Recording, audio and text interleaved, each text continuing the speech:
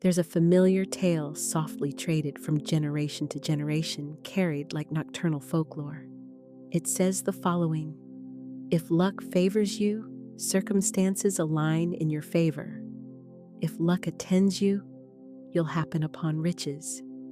If luck is on your side, love discovers you, well-being sustains you, and opportunities swing open without your knocking.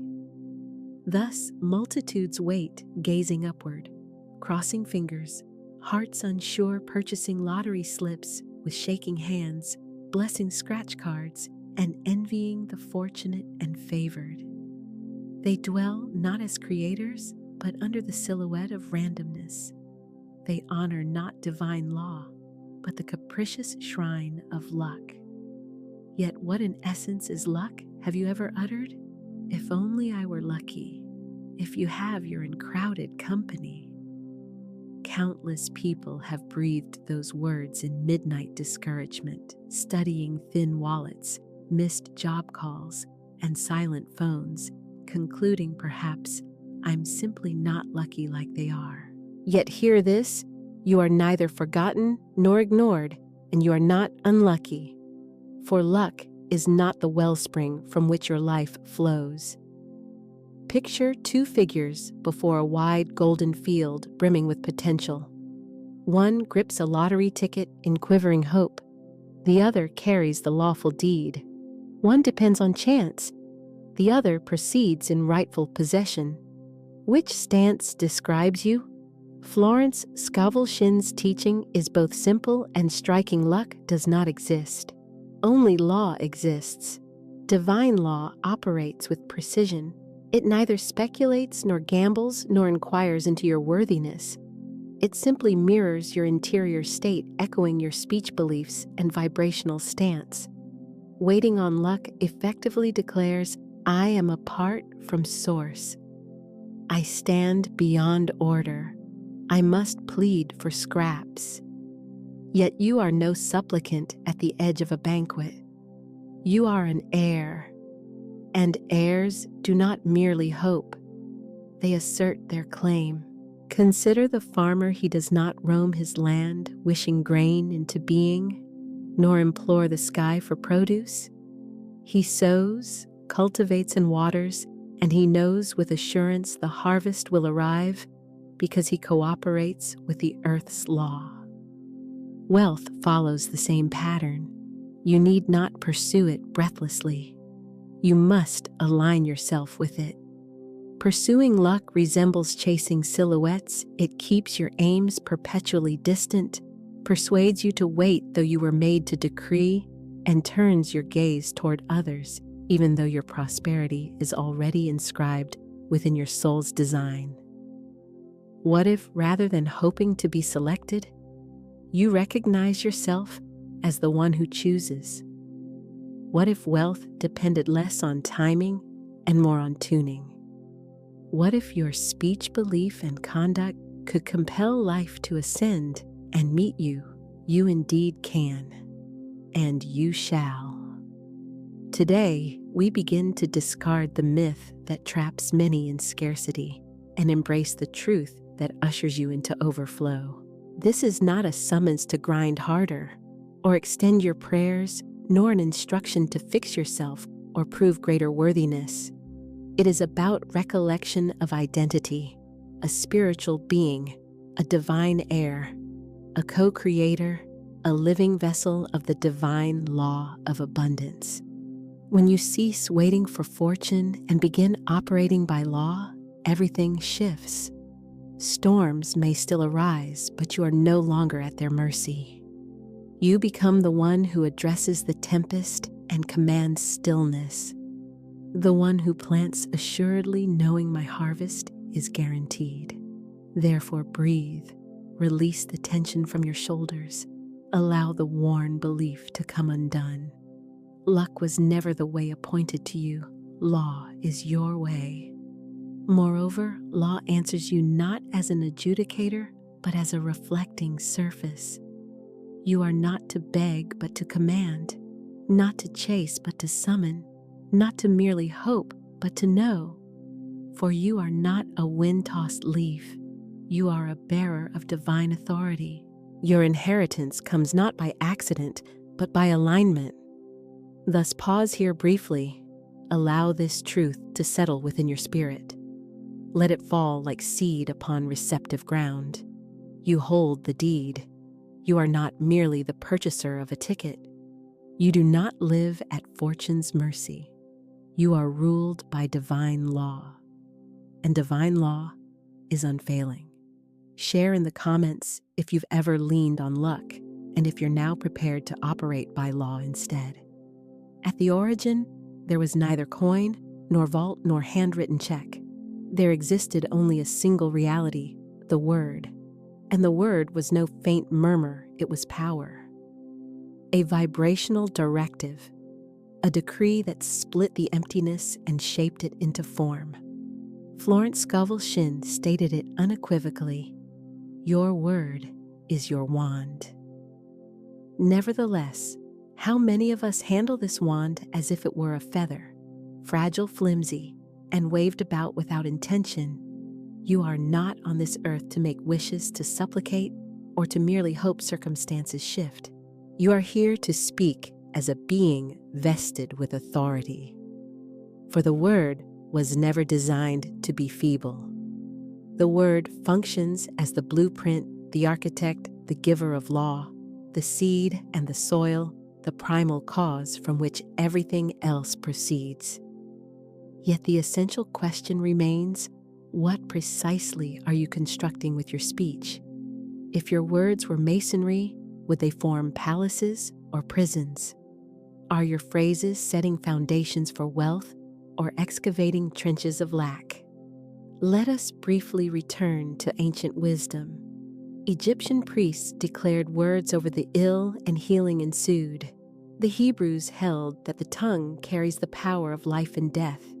In Genesis, we read, "And God said, 'Let there be light,' and there was light." Not God hoped, not God tried. God said. The word issues command, and the universe complies. Why is that? Because the universe is structured to respond to spiritual authority. And your speech is that very authority expressed audibly. Perhaps you weren't taught this? Perhaps you were trained to be careful and restrained to avoid asking for too much. You may have learned to utter statements such as, "Money doesn't grow on trees. I can't afford that. People like me never get ahead." Yet hear me now. Each word you speak is a seed. Every sentence is a spell. Each phrase is a vessel of power. Just saying does not exist. The subconscious does not decode sarcasm, only commands. It registers obedience, not irony. When you state, "I'm always broke," the law does not interrogate, it fulfills the statement. When you declare, "I never catch a break," the law agrees and proceeds accordingly. But when you begin affirming, "I am divinely provided for," "I am aligned with infinite supply," "I am wealthy in every way," then the gates start to swing, the resonance alters, and the law of divine compensation rouses like a lion and advances toward you. You need not relocate the mountain. You must only redirect your tongue. Let us now speak collectively in the very manner Florence would instruct. I now command the riches that are mine by divine right. I speak wealth, and wealth hears me. My words align me with the law of abundance. Voice these lines without doubt, carry the composed certainty of a queen reclaiming her crown. Speak them not in pleading tones, but in presence, in knowing, in consecrated fire. Because your voice is not insignificant. Your voice is the trumpet that calls forth heaven's reply. Each time you speak aligned with truth, you reestablish order, unlock the vaults, and activate the energetic field. Allow this to move beyond theory. Let it become daily practice. Begin at daybreak. Before grasping your phone, claim your throne. Decree this day is ordained for wealth. This day responds to me. Everything I touch turns to gold. You are not repeating superstition. You are activating spiritual law. You are resonating with divine intelligence, summoning the unseen into visibility by the authority of your speech. In the realm of creation, no word is idle. Every syllable you utter labors either on your behalf or to your detriment. Yet here is the good news: you possess choice. You can reverse the current. You can retrain your tongue. As you do so, you will witness outcomes others label impossible. You will step into favor others misread as fortune. You will harvest fields you did not till because you planted the seed of speech. Permit me to share a story. A woman once approached Florence, distressed, saying, "Everything is going wrong. My finances, my health, my relationships, I must be cursed." Florence listened attentively and asked, "What have you been saying about your life?" The woman paused. "Well, I'm always talking about how bad things are, how exhausted I feel, how nothing ever works." Florence smiled softly. "Then you are living under the governance of your own words. Change your speech, and in that instant, your life begins to change." And the woman did exactly that. She opened each day with declarations, exchanging complaints for commands. Her tongue turned into a torch, and gradually her life mirrored that flame. This is not sorcery, it is law. This is not fortune, it is alignment. Let us proceed with affirmations. Voice them aloud. Allow them to saturate your home's walls and the very fibers of your being. I declare I am the head, not the tail. I rise above circumstance. I decree wealth flows to me now without delay. I now receive all that is mine by divine inheritance. Repeat them. Train your voice to feel at home with power. Teach your tongue to recall its authority. You are not tossing wishes into a well, you are setting spiritual laws in motion. For when you speak, the universe leans in to listen. And when you speak in right alignment, the law inclines itself to serve. This is your wand, your instrument, your inheritance. Not in a distant future, but now, here, today. Speak as a deed holder. Speak as one escorted by angels. Speak as one who no longer doubts the law because she embodies it. And if this truth kindles a flame within you, subscribe. Affirm my word creates wealth.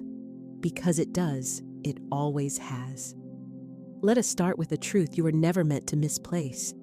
You are the formula, the source, the spark of divine wealth. The world will attempt to market the opposite narrative. It will insist, wealth is out there. Go get it. It will gesture toward charts, equities, property, the right job, the right partner, and the next hidden tactic. And you will chase, run, and strain until you're breathless and bewildered, still questioning why everything remains just beyond your grasp. Yet, allow me to present another picture. Close your eyes briefly. Envision yourself at daybreak in a great field, barefoot on gentle soil. Overhead, a golden light ascends, not from the sun, but radiating from within you. It shines from your heart, spreads through your limbs, and radiates in waves, pulsing with divine order, love, intelligence, and provision. And as it pulses, gold materializes, openings stream toward you. People assemble. Needs are supplied not because you raced after wealth, but because wealth recognized you as its dwelling place. This is not make-believe. This is your spiritual reality. You are the formula, not the seeker, not the hunter, but the magnet, the conduit, the sacred storehouse through which infinite supply expresses itself on earth. Florence Scovel Shinn affirmed man is a channel for divine ideas. You are precisely that channel, but not a narrow pipe. You are a golden conduit, broad and sacred, through which rivers of provision pour rather than trickle. You were taught to search outward to become more educated, more skilled, more deserving. Yet the truth is not that you must achieve worthiness. The truth is, you already are worthy. The divine does not play favorites. It flows wherever it is permitted. When you view yourself as separate from wealth, you erect dams. When you deem yourself unworthy, you shut the gates. When you await permission to receive, you postpone the delivery. But today you remember, I am the formula. Let us state this plainly. Consider the contrast between a beggar and a bank. A beggar waits hoping for a coin to be tossed. A bank stands poised, recognizing that wealth flows through it, not merely to it. Which description fits you? You are the divine bank. Your value is not determined by your present balance. It is gauged by your alignment with truth. And that truth is you are the vessel of overflow. Speak this aloud with me now. I am the formula. I am the channel. I am the overflow. Again, I am the formula. I am the channel. I am the overflow. Let it settle more deeply. Allow the words to shift from mere sound to solid substance.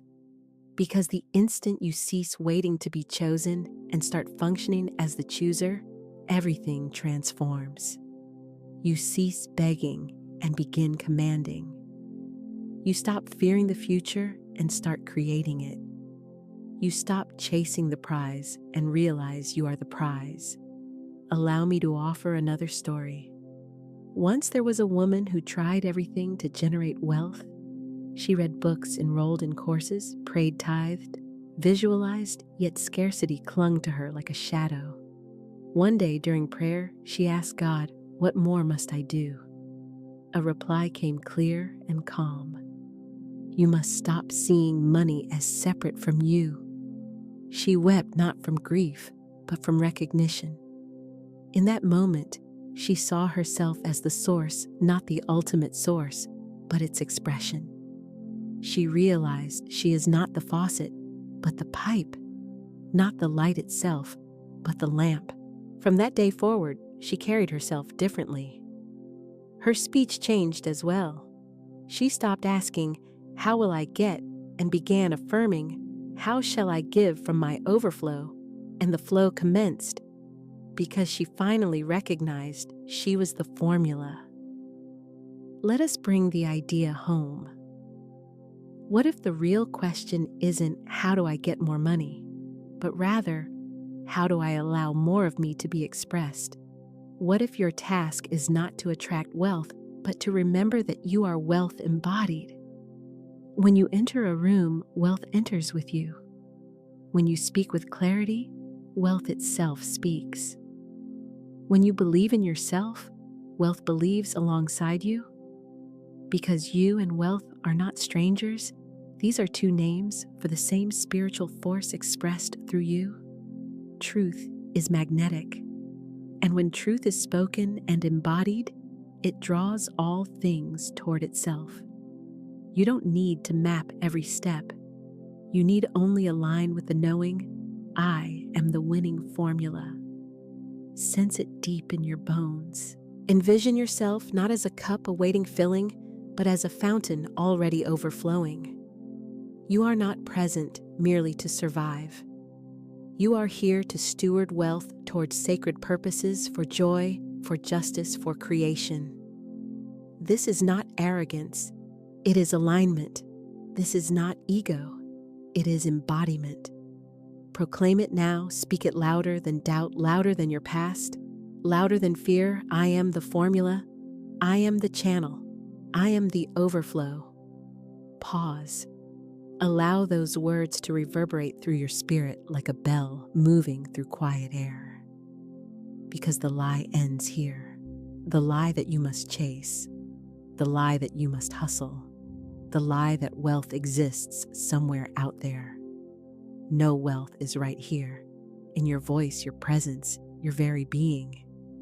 So how do we step fully into this identity? How do we become the living embodiment of this divine knowing? That is our next destination. But first, comment, I am the formula. I am the channel. I am the overflow. Proclaim it now. Allow the word to move ahead before the path becomes visible. A hushed fear lurks within many spiritual seekers, a fear seldom voiced openly. It whispers, what if I get everything I asked for and lose it? What if the more I have, the more I'm judged? What if sudden wealth breaks me, ruins my peace, or changes how they see me? This fear doesn't shout or erupt. It doesn't rage at all. It murmurs softly, steadily, like a low whisper beneath everything. It speaks by way of delay and avoidance, through acts of self-sabotage, through chances passed by, and doors we never open though they're right before us. Its message is, it's safer to remain small. It advises, move slowly, cautiously. Let's avoid stirring the ground or disturbing the existing order. It cautions, do not take in too much too quickly, because whenever abundance arrives, fast trouble tends to trail behind. Consequently, even while we affirm and proclaim our divine inheritance, a hidden part of us is secretly applying the brakes, slowing our own progress. The reason is simple. We haven't reconciled ourselves with the potency and responsibility of sudden overflow. Allow me to share a story to illustrate this. A man, James, suddenly inherited a substantial fortune from a distant relative he scarcely knew. One day he was counting pennies, and the next he possessed more than he could comfortably grasp. And almost at once the seams of his life started to unravel. He began to spend without restraint. Friends grew remote. Guilt slipped in. He questioned, do I deserve this? Am I merely lucky? In less than 2 years, the funds vanished, and James returned to his starting point. Except now, he carried the extra weight of shame. Why did this happen? Because he acquired on the outside what he had not yet integrated and embodied within himself. The money situation transformed. His identity, however, remained unchanged. Deep down, his beliefs stayed tethered to scarcity, still fearful, still uncertain, still rooted in lack. Sudden abundance itself does not destroy a person. It reveals what already lives within them. It uncovers unhealed beliefs, concealed fears, and quiet vows such as, if I become wealthy, I'll lose it. If I have too much, others will abandon me. If I'm visible, I will be attacked. These beliefs, those unspoken inner contracts, solidify into walls that push abundance away and keep it at a distance. Yet here is the sacred, liberating news. You can let those fears go starting right now. You are able to revise the inner script by choice. You can become a vessel that receives swift abundance with composure and grace instead of anxiety. Begin at the simplest place, your breath. Inhale deeply and slowly. Exhale and release the belief that more inherently equals danger. Draw in another long inhale. Breathe out the notion that wealth renders you unlovable or places you in danger, because none of those fearful claims are true. Wealth is not a bandit, nor a corrupter, nor a destroyer of good. Wealth functions as a magnifier. It intensifies and enlarges the qualities already present within you. And you, walking in love, speaking with clarity, living in alignment, are safe to be magnified and expanded. It is safe for you to be seen openly and fully. You are safe to hold, manage, and sustain more. You are safe to overflow with abundance. Speak the following with me now. I am safe with wealth. I am safe with sudden gain. I am safe to receive more than ever before. Allow these words to fracture the old patterning and disrupt the cycle. Repeat the affirmation once more. I am safe with wealth. I am safe with sudden gain. I am safe to receive more than ever before. The universe is not cruelly withholding. It is simply awaiting your complete embodied yes. Moreover, that yes is more than a thought. It is emotional, energetic, and felt down to the cellular level. That yes declares, I am ready to be trusted with more. That yes asserts, I refuse to hide from being seen. That yes promises, I will use wealth to bless others, to build good, and to beautify the world. At that point, fear is transmuted into fuel for your movement. You cease fearing others' judgments. Purpose fills you until there's no room for dread. You stop fearing change, recognizing that you in truth are the one who initiates change. You stop fearing overflow because you realize you are the embodiment of overflow. This shift does not invite recklessness. It cultivates deep readiness. When anchored in divine identity, sudden wealth ceases to be a test and becomes a useful instrument. When grounded in truth, increased money doesn't overpower you. It takes its proper place and follows your stewardship. The very fear that once confined you becomes flame, propelling your voice farther and wider than before. Take a brief pause with me now. Turn your attention inward and feel into your heart space. Kindly ask yourself, what fear am I still carrying around receiving abundance? Name that fear, not to shame it, but to release and liberate it. And after it's named, allow it to go consciously, let it leave. Now speak these releases aloud. I release the fear that I will lose what I receive. I release the fear that wealth will make me less spiritual. I release the fear that abundance will separate me from love. None of those statements are true, not at their core. Indeed, your wealth will display more of your love in action. Your abundance will finance greater beauty and goodness. Your overflow elevates not only you, but also the generations connected to you. You are not receiving to feed ego or vanity. You are receiving so divine expression can flow through you more fully. And the more you permit yourself to receive, the more widely the world is blessed. Let the fear fall away now completely. Allow it to slide from your shoulders like a heavy cloak being dropped, because your appointed time has arrived. Because sudden wealth is not arriving to punish you, but to position and empower you. You are not destined to be the one who loses. You are the one who wisely stewards. You are not the one who shatters. You are the one who constructs and builds. You are not the runner who flees.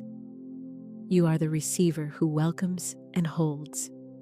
Therefore, receive now with open hands, a grounded heart, and sacred confidence. And share your story, which fear about receiving. Are you prepared to release today? Let it be brought into the light and seen. Let it be cleansed and cleared away. Let the release be completed, finished, and done. A divine map resides within you, quiet, unerring, and alive. It is more ancient than your birth certificate or any earthly record. It was inscribed prior to the world's foundation, etched in spiritual ink upon the scroll of your soul. It holds no confusion, no inner contradiction, and no competitive striving. It carries your ordained path, your provision, and your promise. And on that map, traced in luminous gold, a word stands clear and unwavering: wealth. Not the world's definition of wealth, temporary, ego-driven, and hollow. Rather divine wealth, sacred, consecrated wealth. Wealth infused with purpose and peace, wealth that arrives not through chasing, but by claiming what has always been yours. Here is the sacred truth: you are not here to locate wealth. You are here to remember the wealth already written for you. You are not a seeker doomed to wander in circles.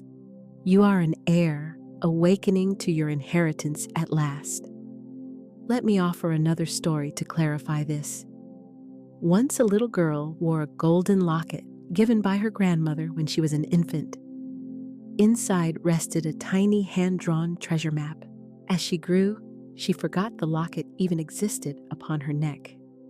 She scoured distant places for treasure, questioned strangers dug in barren deserts, and wept when her efforts yielded nothing. Then, one day, dusty and exhausted, she rested by a river, glanced down, and noticed the locket glimmering in the light. She opened the locket gently. There, resting next to her heart all along, was the very map she needed. Not somewhere out there, but within her reach, within herself. And so it is with you as well. The wealth you long for is not missing, not indefinitely delayed, and not locked behind unreachable doors. It is encoded within your very being. It forms part of your divine assignment and purpose. Florence Scovel Shinn frequently taught about divine order, right timing, and inheritance. She knew what many forget, that God is not improvising your life moment by moment. God has already ordained and arranged it. The blueprint stands perfect. The script stands written. Yet it is not forced upon you. It must be activated and expressed through you. You activate it by offering a wholehearted yes. Yes to the true identity. Yes to alignment with it. Yes to the sacred assignment itself. You needn't manufacture wealth from nothing. You must step into the self who already lives in that reality. That version already exists, not in some distant future, but within you now. And the instant you declare, "I remember who I am," I accept what is already mine. I receive the wealth written for me before time began. The path opens before you. The resources rise to meet you. The opportunities align with precision, because you have ceased searching and begun claiming what is yours. You are no longer straining. You are returning to your rightful state. And the universe, honoring divine law, begins to rearrange with exactness. Not due to pleading or desperation. Not because you proved worthiness through toil, but because you finally stood firmly in what is already true. You were never created for lack. Debt is not your design or destiny. A life of scraping by and mere survival was never your assignment. That isn't humility, it is spiritual amnesia, forgetting who you are. True humility says, "Let thy will be done through me." And God's will is never lack or deprivation. God's will is not smallness or shrinking. God's will is overflow ordered toward purpose, peace, and the blessing of all. Therefore, let's declare now, allowing these words to awaken every dormant part within. It is done. It is mine. I remember now. Again, speak it. It is done. It is mine. I remember now. Sense the truth humming beneath every syllable you utter. You are not summoning something arbitrary or accidental. You are stepping into what has always belonged to you. Let's make this even clearer and more explicit. This path is not about competition with anyone, nor is it about scrambling to make it in worldly terms. This is at its core about spiritual alignment. When you recall your divine assignment, you stop hustling for provision and become magnetic to it. You enter rooms and the appropriate doors open naturally. You speak and the right ears are present to hear you. You even rest and supply continues to flow without interruption. Because you're no longer going against the grain. You're moving with the river of divine current. You were born to be entrusted with wealth, not for what you do, but for who you intrinsically are. Speak this aloud now wholeheartedly and sincerely. I accept my divine assignment. I receive my wealth. I am the one this was written for. Pause for a breath. Let those words seep into the soil of your being and take root. For when you say yes to your divine assignment, life itself echoes yes back to you. Then your life advances in holy timing, sacred alignment, and remarkable provision. This is the transformative power of remembrance. This marks the point at which the search ends. This is the moment your inheritance truly begins. And so, we proceed deeper into this truth. Affirm below, I accept my divine assignment. I receive my wealth. Say it, write it, and anchor it within yourself. Because the next chapter already waits for your arrival. A subtle yet potent inner shift must occur in every soul that elects to walk in wealth. Wealth not tied to market swings, but established in divine law. It is the movement from mere hope to unwavering certainty. Though admirable, hope is not the highest frequency. It is a waiting room, a voice that says, maybe, one day, if conditions align. Certainty, by contrast, is the throne and the command. It proclaims it is mine now. Within spiritual law, it is certainty, not wavering hope, that manifests outcomes. Hope carries the vibration of longing and distance. Certainty carries the vibration of already having and holding. Hope peers through the window from the outside. Certainty steps confidently through the open door. Let me offer an image to clarify. A woman places an online order and receives confirmation. She neither frets nor paces, nor does she murmur, I hope it arrives. No. Instead, she clears space on the shelf, checks the tracking with joy, and says, it's on its way. Because she understands the item has already shipped. The same parallel applies to your wealth. When you declare from divine alignment and speak with rightful authority, your manifestation is already on its way to you. But if you slide back into mere hoping, asking repeatedly, is it working? Will it arrive? You inadvertently push the delivery farther away? Not because God withholds or delays in spite. It's because you haven't energetically signed for the package yet. You haven't declared, it's mine. It's done. I'm preparing to receive. Hope itself is innocent and well-intentioned. Yet certainty represents maturity and settled knowing.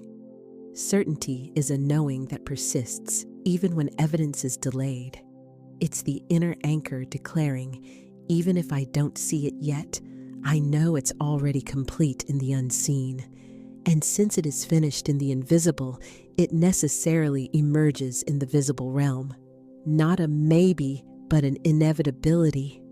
Not at some distant point, not one day far off.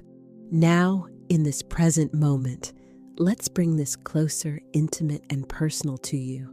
Have you ever voiced an affirmation and immediately followed it with hesitation or doubt? I am wealthy. I hope. I receive now, unless something blocks it. The gap between your bold declaration and the creeping doubt is precisely where your energetic field divides against itself. And when energy is divided, manifestation cannot unify, it stalls. To live in certainty means bringing every aspect of yourself, thinking, speaking, feeling, bodily posture, even the tone of your voice, into resonance with the frequency of already done. You must talk as the realized version of yourself, the one who already possesses the outcome. You must think in the patterns and paradigms she thinks in. Move through the world with the confidence and cadence she carries. Present yourself, yes, even in clothing as she would, aligned with fulfillment. Breathe with her steadiness and composure, slow, assured, grounded. You must embody fulfillment beforehand, become the answer before it appears. This is not fantasy or delusion. It is demonstration evidence enacted by alignment. Florence Scovel Shinn said faith knows it has already received and acts accordingly. That is what certainty looks and feels like. Certainty changes one's gait, one's entire bearing. Certainty offers the prayer once and then moves straight into praise and thanksgiving. Certainty declares boldly, then prepares the space to receive. Certainty does not ask, will it come, but instead asks, where am I making room for it? Let us speak these lines together in unity. I now walk in divine certainty. My wealth is already mine. It is done. I align, I receive. Once more firmer and stronger this time, I now walk in divine certainty. My wealth is already mine. It is done. I align, I receive. Allow your body to respond. Let physiology mirror your inner stance. Sit upright, lengthen your spine, and gently lift your chin. Certainty shows up in posture. Your body declares what you believe. Certainty also speaks through tone, the resonance of authority. Let your voice stop pleading. Let it carry rightful command and calm authority. For certainty is not arrogance or ego. It is neither demanding nor entitled. Certainty is agreement with spiritual fact and divine order. And spiritual reality proclaims you have already been provided for. Therefore, we shift now, consciously and decisively. From passively waiting to actively welcoming. From hoping someday to holding now. From maybe to it is mine. Let's do a brief role play to feel the difference. Old self, I really hope I can afford that someday. New self, that's already on my vision. I've made space. I receive it now. Old self, I'm trying to believe, but it's hard. New self, my belief is law. My faith is the currency. My certainty is unshakable. Old self, I hope they see my worth. New self, I know my worth. I radiate it. I attract accordingly. You can feel the qualitative difference, can't you? One begs for permission. The other builds with conviction. One waits on circumstances. The other walks forward decisively.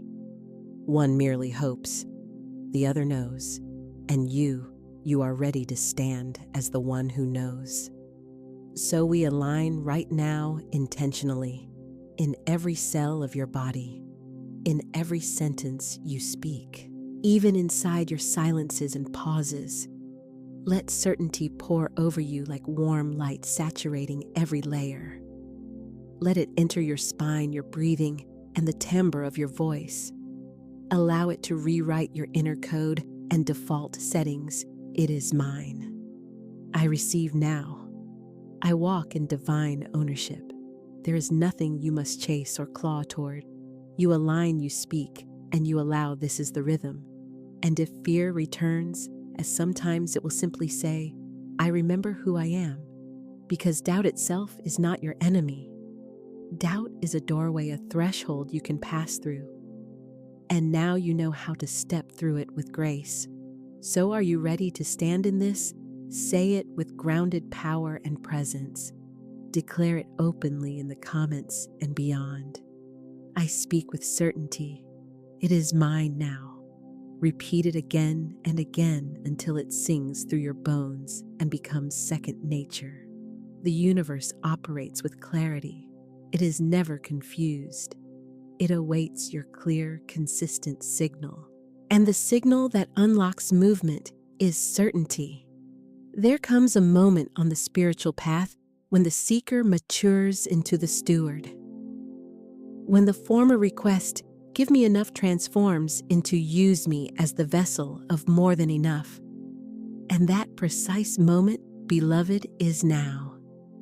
You have traveled the path of release and letting go. You have shattered the spell of luck and chance. You have spoken your word, reclaimed identity, confronted fear, accepted your assignment, and shifted from mere hope into holy certainty. Now you ascend into overflow and abundance, yet not for yourself alone, for the kingdom service beyond self. This journey is not merely about luxury, it is fundamentally about legacy. Not about showy riches, but resources deployed for divine demonstration. Florence Scovel Shinn often taught about the sacred circulation of wealth. She understood money is not for hoarding, it is for movement, for healing, and for service. You are the vessel entrusted by God, not due to your perfection, but because you are willing and available. Willing to let wealth course through you like a river through fertile ground. Willing to be visible and luminous. Willing to be stretched beyond comfort. Willing to rise not merely for comfort, but for calling and purpose. Let's step into a visualization now. Close your eyes and picture your body as a vessel, tall, expansive, pure, and open. Above you, a golden current begins to pour, steady, powerful, unending, filling you to overflow. The wealth does not stop at your borders or edges. It spills into your home and household. It spills into your accounts and resources. It spills into your family, your ventures, and your wider community. It flows into nonprofits, housing projects, clean water wells, and into art, education, beauty, and healing initiatives. You are not a dam or blockage.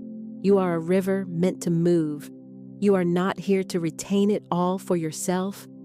You are here to move it onward. You are here to carry and convey it. You are here to demonstrate how heaven touches earth through divine abundance in motion. Speak these declarations aloud. Now I am the vessel God trusts. I receive with grace. I release with joy. Feel those words resonate in your chest and heart. This is sacred duty and privilege, not a heavy burden, holy and life-giving, not pressured or forced, powerful and free. Because overflow is not accidental or random, it is the natural consequence of true spiritual alignment. When you know who you are, when you speak the creative word, when you align with law, embody your assignment, and walk in certainty, overflow becomes inevitable, assured. You stop asking, will I have enough? You start asking, who can I bless today? You stop thinking in mere numbers and limits. You begin thinking in nations and generations. You become the funder of the mission, the one who cancels debts, the one who creates jobs and opportunities, the one who enters a room and shifts the atmosphere by the abundance you carry. You become a gate of glory, a conduit of goodness, not due to ego or self-importance, but because you embody the truth. You are indeed the vessel God trusts. Let me share a brief story. A woman once wept over bills, guilty for desiring more, afraid she was too much.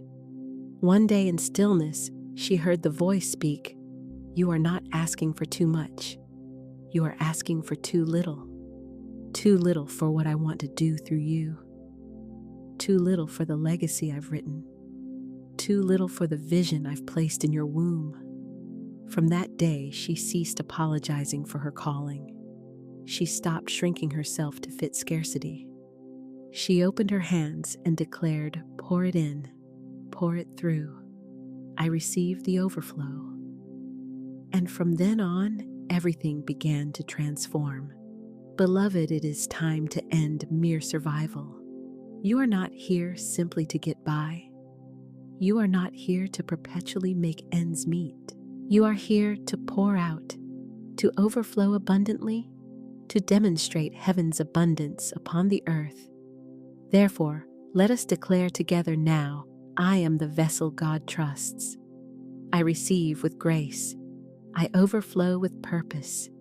Let this truth settle into your bones and marrow. Let it become your default posture. Let it become your ongoing vibration. Let it shape your way of walking, speaking, giving, and receiving. because the appointed time is now, not some vague someday.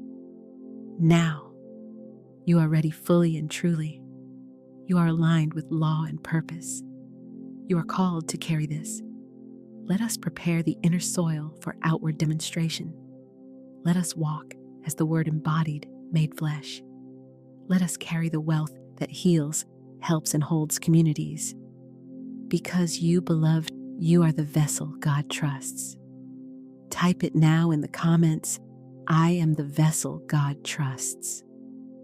I receive with grace. And with that, part 1 comes to its close. You have remembered your core truth. You have reclaimed your spiritual authority. You have risen into readiness and steadiness. The gates now stand open. You are not set on this earth to merely wish for blessings. You are not born to beg at life's feet for scraps of joy or crumbs of abundance. You are a child of the living God, and your words are the scepter that rules your kingdom. Let us begin by stepping squarely into the language of divine command. There is a profound difference between the one who merely hopes and the one who decrees.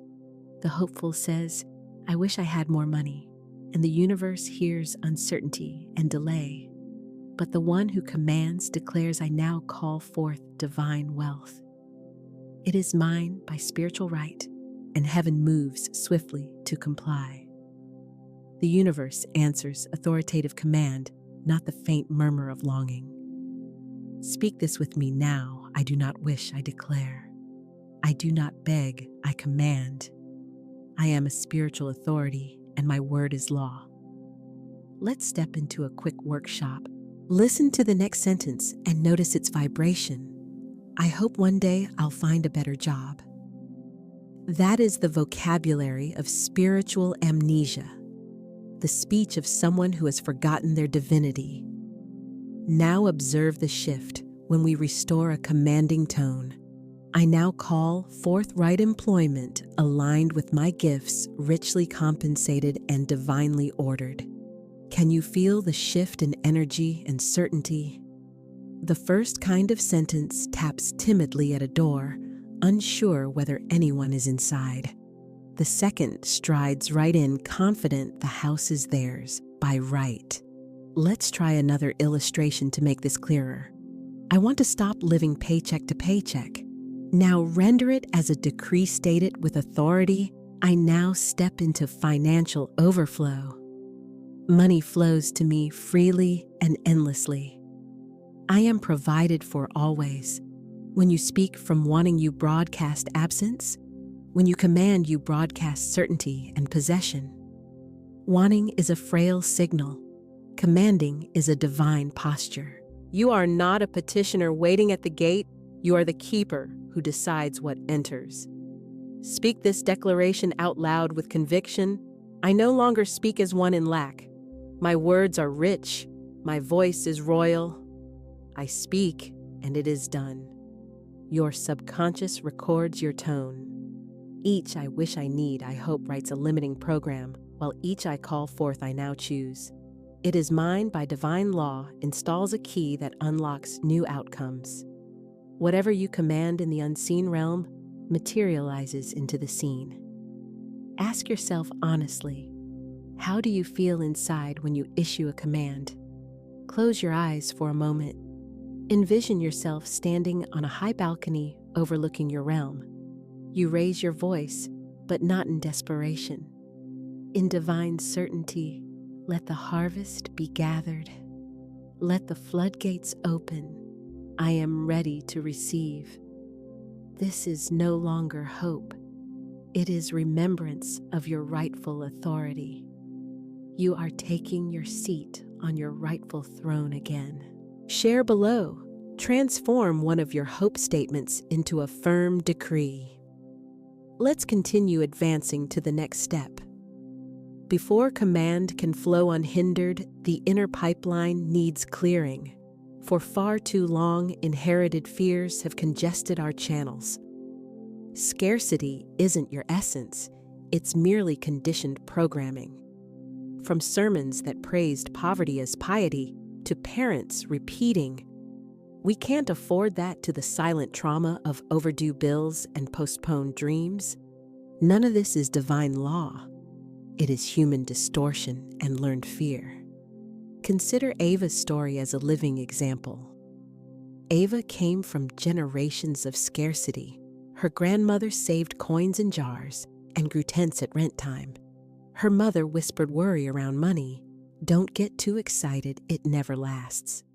Thus, Ava internalized the idea that money is elusive, shame-laden, and unsafe. When her spiritual journey began, she tried to affirm her way into prosperity, yet nothing held. The reason the roots remained infected by old beliefs. She had never truly ripped up the outdated narrative. One night, she listed every inherited falsehood she carried. "Money is hard to earn. Rich people are greedy. I'll never have enough." She lit a candle and reverently tore each lie in two. As the pieces fell, she declared, "I release this falsehood. I release this fear. I choose truth." This is a symbolic ritual of release. You can perform it with paper, with intentional breath, or with tears, but some act of release must occur.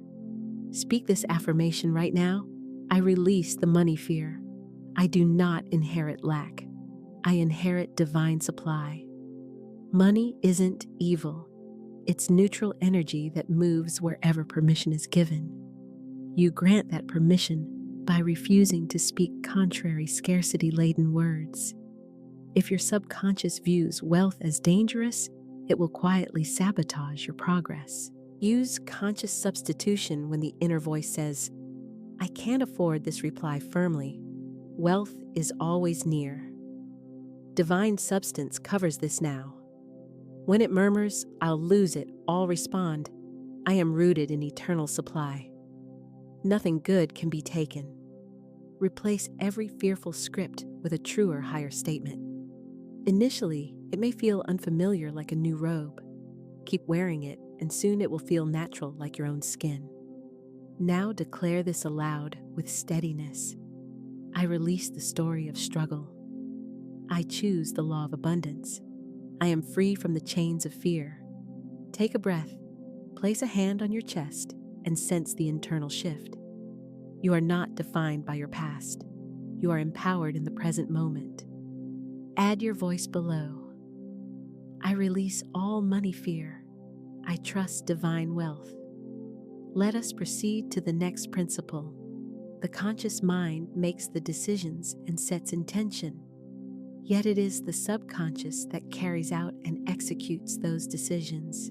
The subconscious serves as the quiet architect it constructs from your words, feelings, and expectations.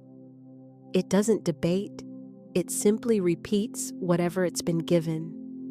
If your external life doesn't yet mirror abundance, the law hasn't failed, your subconscious simply hasn't been fully rescripted.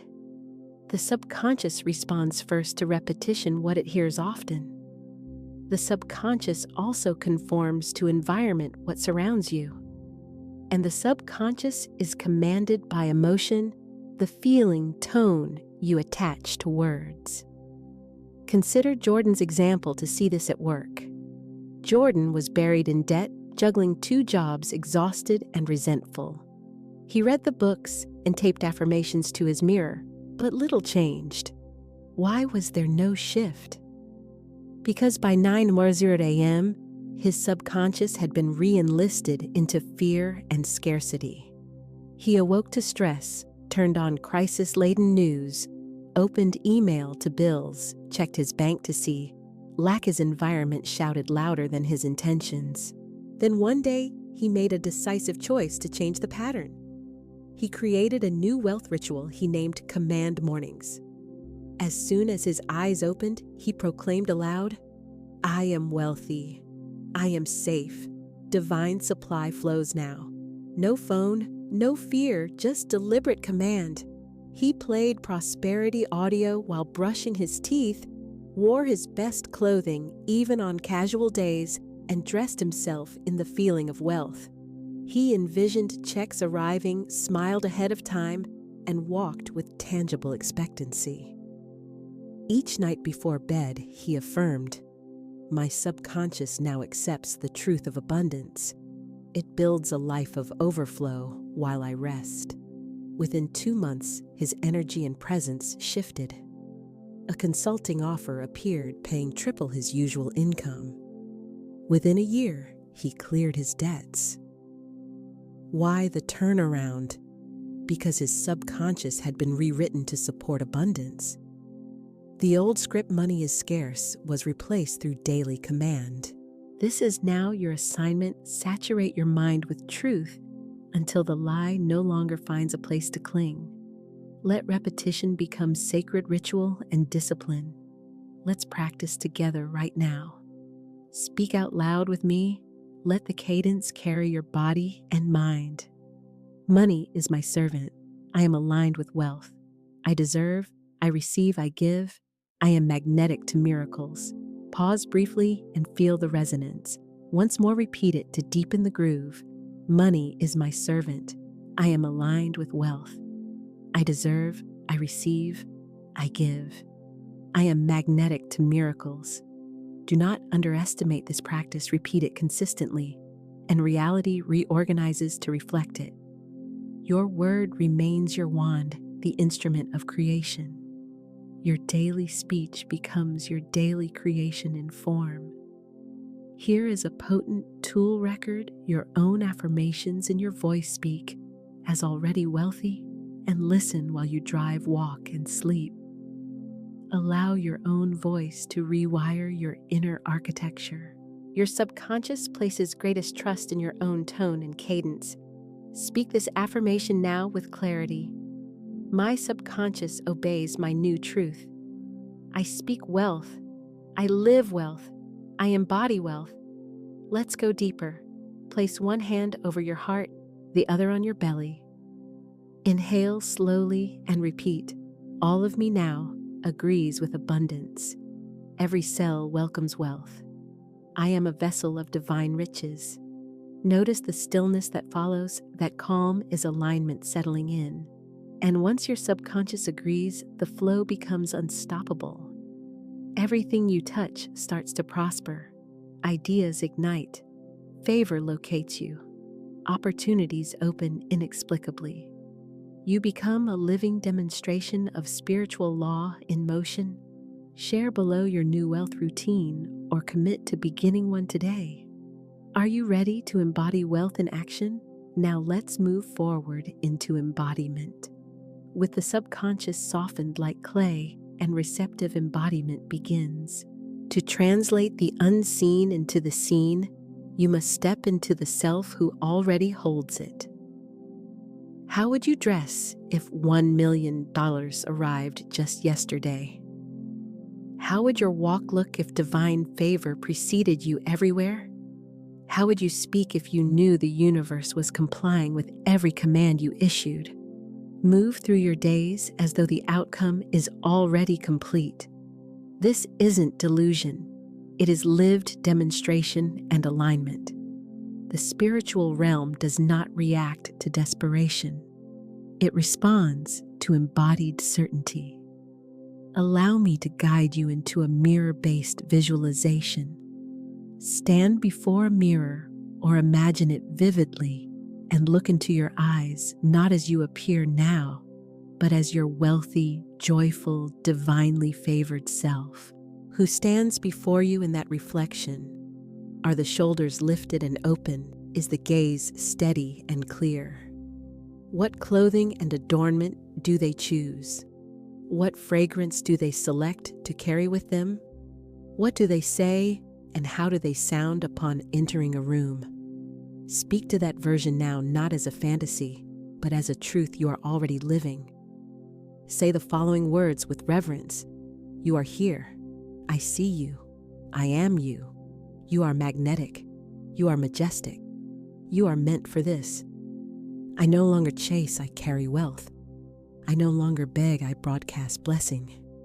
Pause now, breathe deeply, and feel the resonance. There is something sacred about wearing your wealth in spirit. before others witness it in form. This signals to the law, I am ready now. Your subconscious cannot distinguish between vividly visualized wealth and tangible wealth. The more you act, walk, and speak from already having, the faster the law brings evidence. Consider Nina as a case study in embodiment.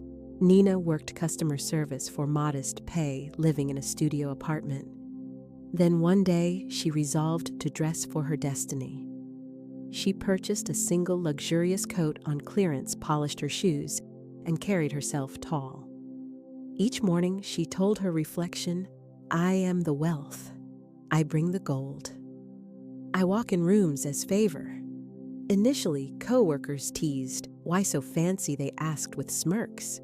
She simply smiled and replied, I'm dressing for where I'm going. 6 months later, a corporate role in another city appeared. Her salary tripled and her wardrobe matched her new reality. Why did it unfold this way? Because she aligned with the vibration first before the result manifested. The law responding to alignment fulfilled the accepted inner image. You need not wait for funds to start. You begin now, and money rises to meet your embodiment. Speak gently to your inner child, the part that believed abundance was reserved for others. Tell that tender part you are safe now. You don't have to wear lack anymore. Come with me, we're walking into wealth. Allow your clothing language and posture to be prophetic, announcing what is approaching. Declare this now with presence. I walk as proof of prosperity. I carry the evidence in my tone, my steps, my joy. I am the rich woman. I am the wealthy man. I am the blessed child of God. You are not merely waiting. You are actively becoming. This is not a costume. It is confirmation of identity. Even if your wardrobe is simple, wear it reverently, tend it with care, and walk with the elegance of an heir. Wealth is more than money. It is energetic presence, and such energy can be worn. Say aloud, giving voice to alignment, I don't dress for lack. I don't speak for poverty. I dress for divine appointment. I walk as a heaven's ambassador. Can you feel the shift rising within you? You are merging with the frequency itself.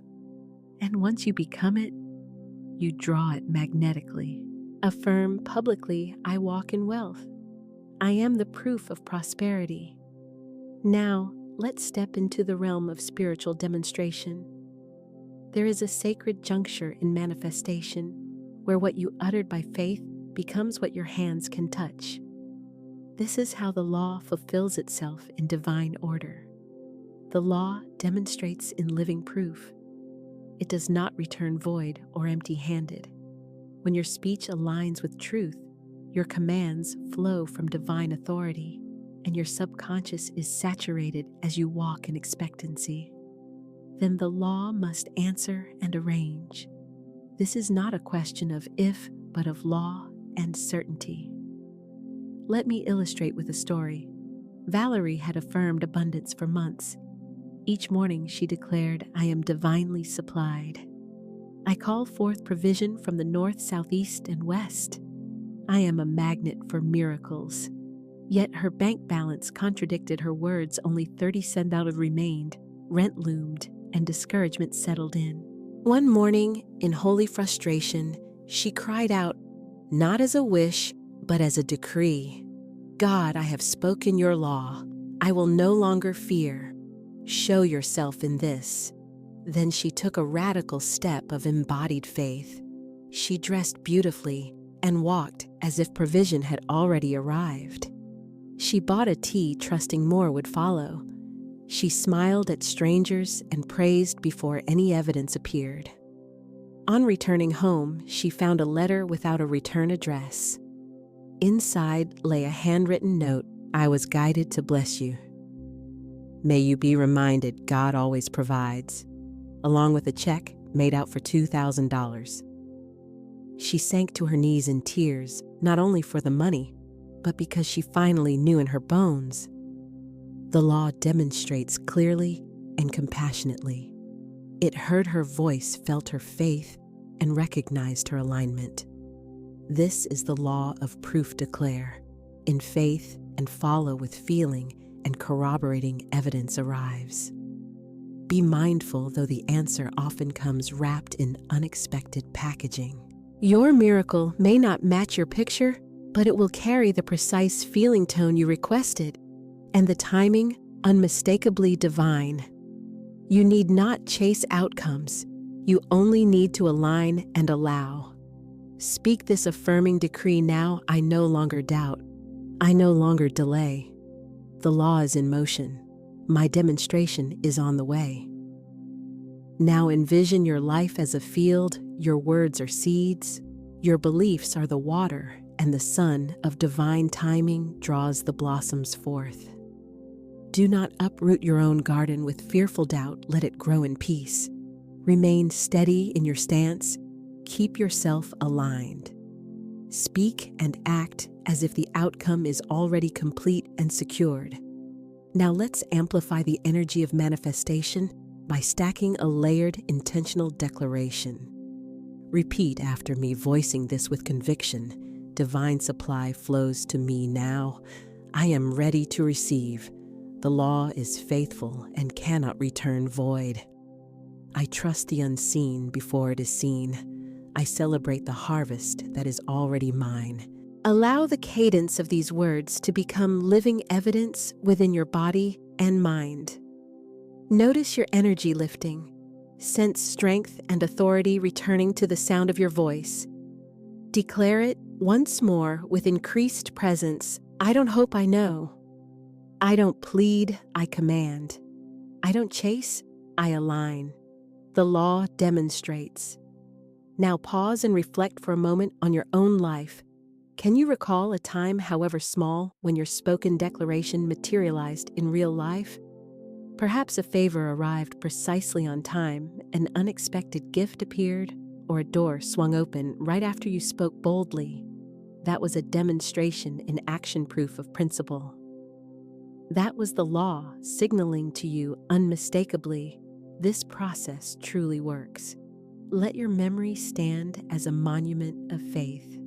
Celebrate the past as evidence of the future already forming. Gratitude seals and stabilizes the pattern in place. Say these words now with full-hearted appreciation. Thank you for what has come. Thank you for what is coming. Thank you for what is already mine. Your clear decree sets a universal law in motion on your behalf.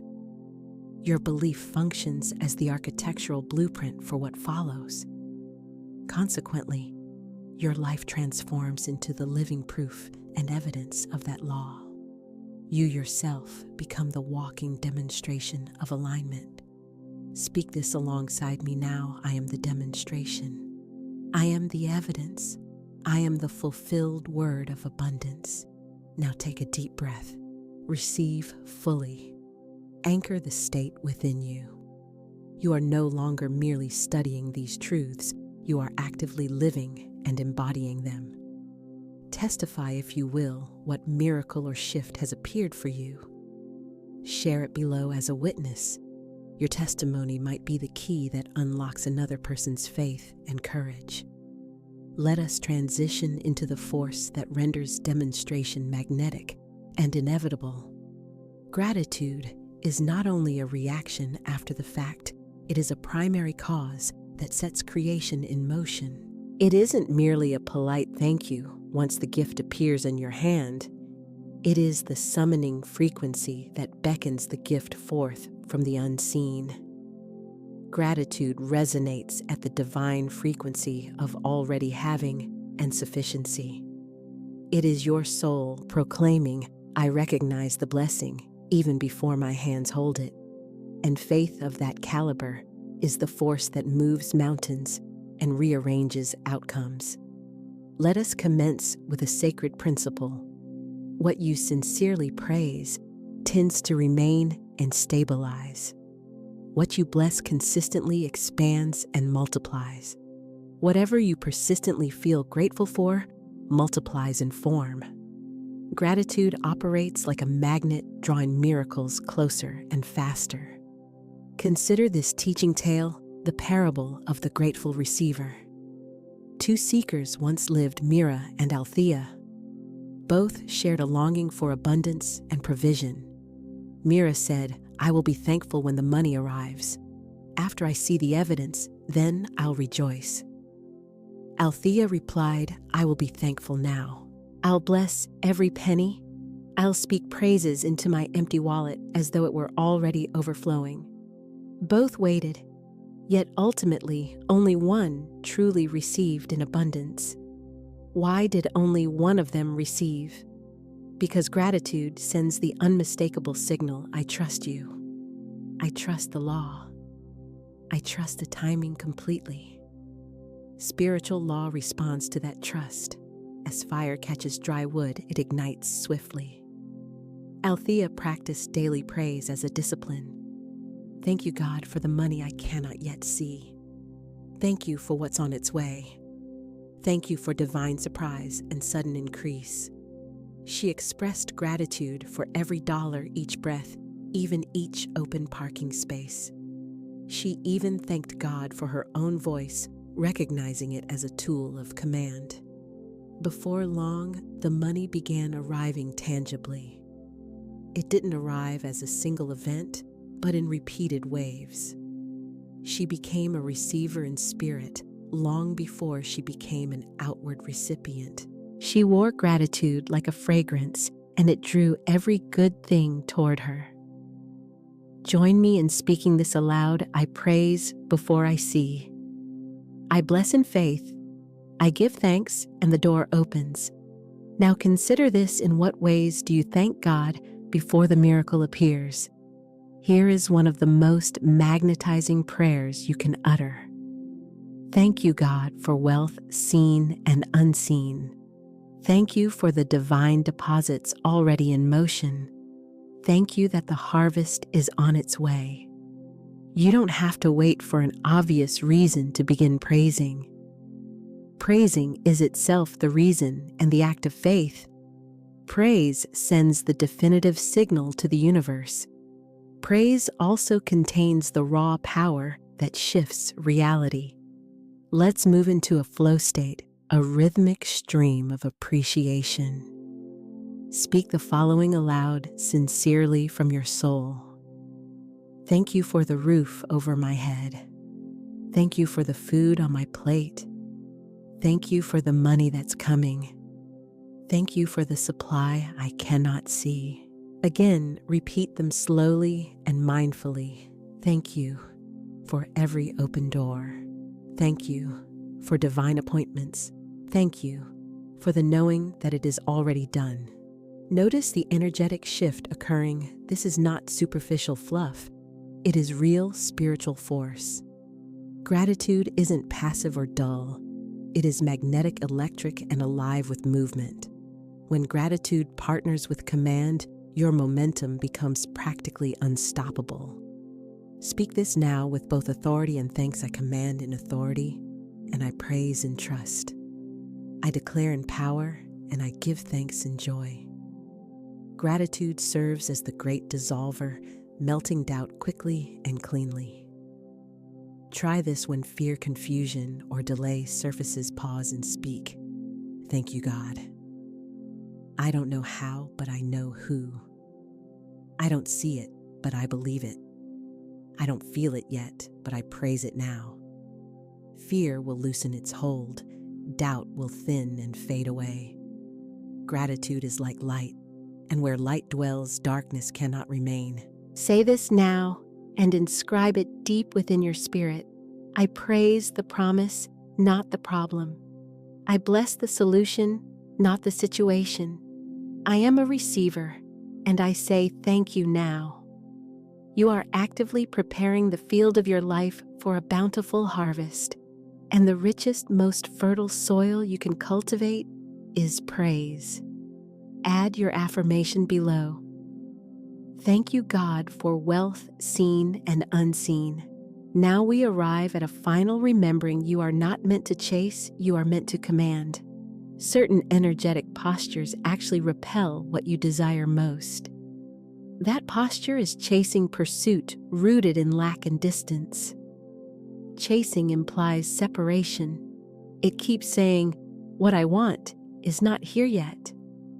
Chasing makes you forget your throne, drop your scepter, and sprint breathlessly after what was always meant to come to you of its own accord. You were never designed to spend your life in pursuit. You were born to stand in command and authority. Consider the lion as your metaphor. She doesn't race through the jungle crying, "Where is my food? Where is my provision?" No, she does not. She surveys her domain, standing still in quiet power. The jungle itself responds and bows to her presence. You are akin to the lion, not a helpless lamb. You are not prey in the face of life's uncertainties and fluctuations. You are not controlled by the economy, the market, or shifting circumstance. You hold authority, and the universe is coded to recognize and respond to your decree. Declare the following: "Now I do not chase, I magnetize. I do not beg, I command. I do not wish, I walk in certainty." Consider Elias. For years he chased money. Every job felt like a hustle. Every opportunity was steeped in desperation. After yet another rejection, he sat quietly and asked himself, "What if I stopped running?" A quiet inner voice rose up and answered, "You are the source. You are not the seeker." He initiated a new daily ritual. Each morning he declared, "I am wealth. I am aligned with abundance. I don't need to run what's mine runs to me." He halted the cycle of endless applications and began building and creating, speaking from power rather than from panic. Soon afterward, clients began seeking him out and calling. Why the sudden reversal? Because his frequency moved from anxious pursuit to grounded presence. You cannot attract what you subtly believe is fleeing away from you.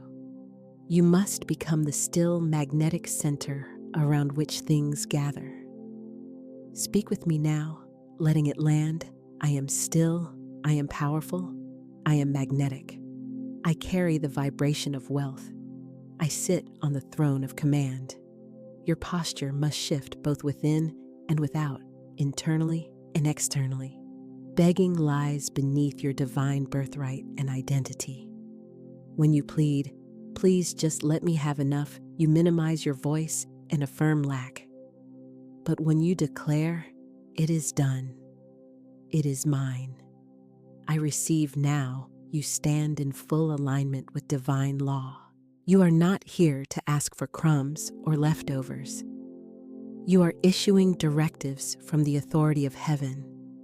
Let me address the inner part that still wants to run, to hustle, to prove itself, to fight for worth. Come home to yourself now. You no longer need to chase or scramble. You don't have to wear the mask of constant effort and strain. You are allowed to stand fully seen, fully certain, and proclaim, "I am the evidence. I am the receiver. I am the command."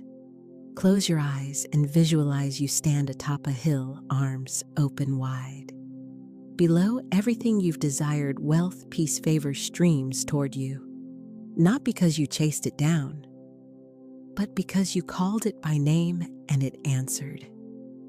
Say aloud now, with the voice of remembering who you are, "I call forth divine wealth. I summon favor from the four winds. I magnetize miracles now. I am not chasing, I am choosing." This is the sacred moment of returning to your original authority. You have remembered your true identity and stature. Now let's complete this segment of the journey with a final affirmation. I don't chase, I magnetize. I don't fear, I trust. I don't shrink, I shine. I command my reality, and it is done. Affirm publicly, I don't chase, I magnetize. I command my reality. You have laid a solid foundation beneath your feet. You have reprogrammed your mind toward abundance. You have rewritten your language to align with law. You have stepped fully into embodied identity. You have chosen to trust the law consistently. And now, beloved soul, welcome to the moment when the dream ceases waiting and finally begins to live through you. The bridge spanning wanting and receiving isn't measured in time, it is built of consciousness. The universe is not governed by clocks and calendars. It listens to your tone, your vibration, and your faith. Mountain-moving faith isn't noisy or desperate. It doesn't beg, grasp, or chase. It is quiet certainty walking through the invisible as if it were seen living daily in the already. Therefore, we begin right here in this present doorway. In this consecrated segment, you will shift your timeline and orientation. You will step not into the version of you striving to become wealthy, but into the one who is already walking in abundance, breathing prosperity and daily giving, receiving, celebrating, and multiplying from a table of overflowing good. Close your eyes for a moment and breathe deeply. We are about to meet that self, her, or him, the version of you who already inhabits divine wealth.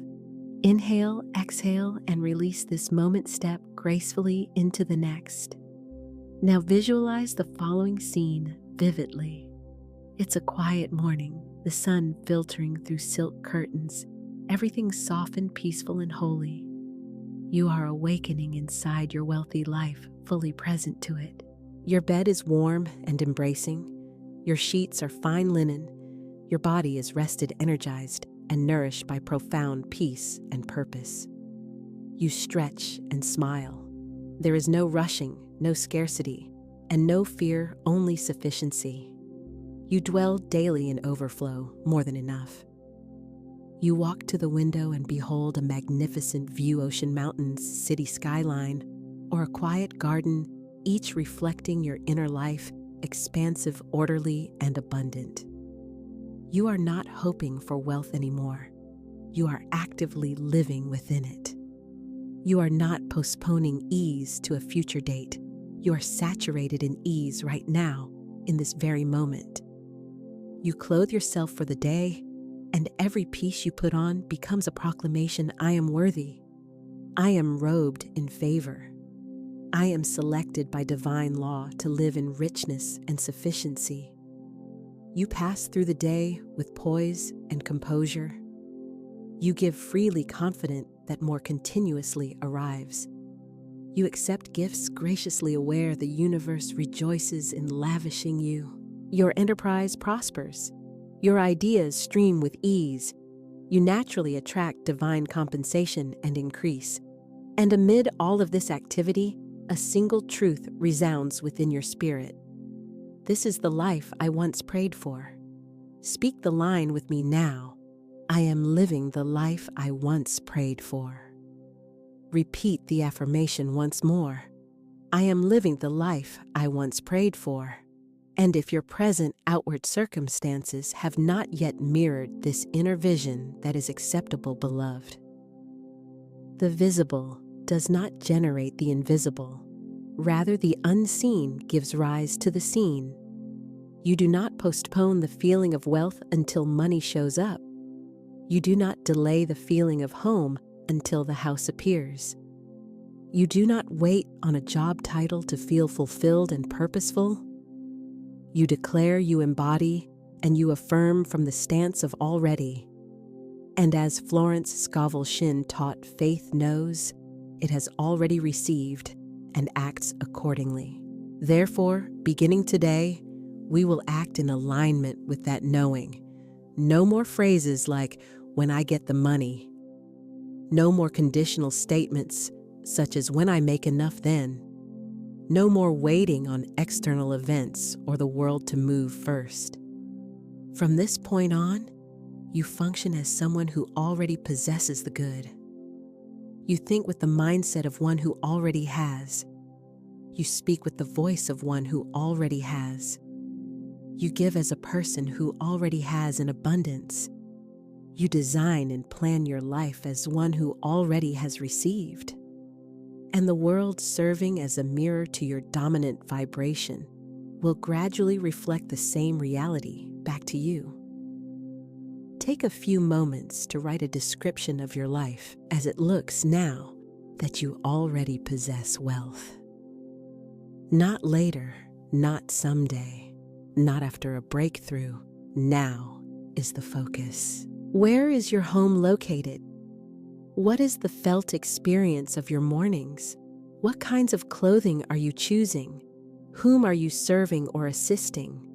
What is the message or balance reflected in your bank accounts? What truth does your heart speak in this reality? Describe the scene, richly savor the feeling, and step fully into it. And now, make a consecrated promise. I vow to behave as though it is already completed. I vow to believe as though it is already mine in full. I vow to praise, offer thanks, and move forward in confident assurance. For the law remains unfailingly faithful. There is no lack in divine mind, and I now draw from the rich substance of the universe according to my faith. You are transitioning dimensions, shifting states of consciousness. You are stepping squarely into divine order and alignment. You are no longer merely hoping for wealth to arrive. You are actively embodying wealth as your current identity. Let the following affirmations serve as your daily breath and rhythm. I am living the life I once prayed for. Type it below, voice it aloud, and engrave it upon your soul. I am living the life I once prayed for. Allow this truth to ascend within you like sunrise. You are no longer waiting in the foyer, no longer pleading at the threshold. The door now stands open. The table is laid. The feast belongs to you. Come, beloved, let us proceed into the sacred cadences of daily wealth consciousness. Those who are wealthy in spirit do not merely hope, they practice. They do not merely ask, they decree. They do not cower in fear, they prepare in faith. We now commence the sacred rituals that bookend the day, morning, and night. I am living the life I once prayed for. Since you have stepped into the already timeline, we will seal it with holy rhythm and repetition. Wealth is found not solely in what you receive, but also in how you open and close each day. A wealthy soul does not simply wait for miracles. A wealthy soul welcomes them through devoted ritual. Morning and night are your power thresholds, the gates of consciousness, the consecrated entry and exit points of every divinely given day. Therefore, we now set about designing your personal wealth rituals, intentional practices that anchor abundance into your daily life. We will start with the morning hours, the first holy window of influence. Prior to your feet meeting the ground, recognize that your words are already shaping the architecture of your day. On waking, you resist the clock and the headlines. Instead, you attune yourself first to source, to the wellspring within. Rest a hand upon your heart and take a deep, steadying breath. Notice the warmth in your body and the rhythmic pulse of your life force. Then speak aloud, giving voice to intention. Thank you, Divine Spirit, for the riches of this new day. Next, make this firm declaration. This is a wealthy day. I walk in favor. Money comes to me easily, frequently, and abundantly. I give and receive in perfect balance. My success is inevitable. You rise with deliberation and reverence, not in a rush.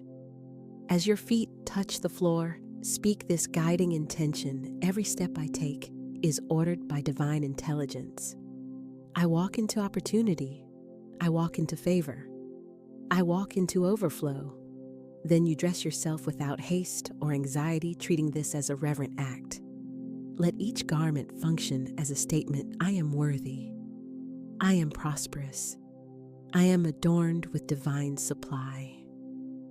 When you face the mirror, you search not for defects, but for visible evidence of the divine within you. You witness a wealthy being, radiant, composed, already provided for.